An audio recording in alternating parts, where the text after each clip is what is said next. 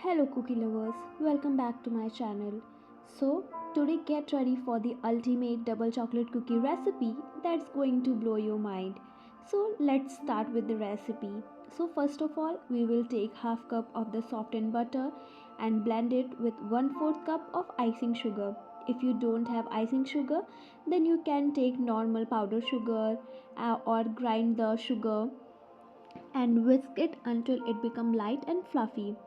Next add 3/4 cup of the whole wheat flour because it's going to be healthy and 1/4 cup of the cocoa powder for that chocolatey flavor and mix them well.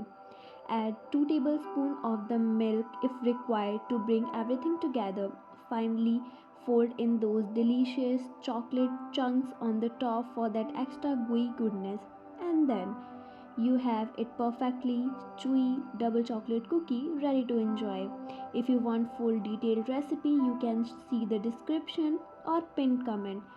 So if you like it, do subscribe and hit the bell button for more yummy recipes.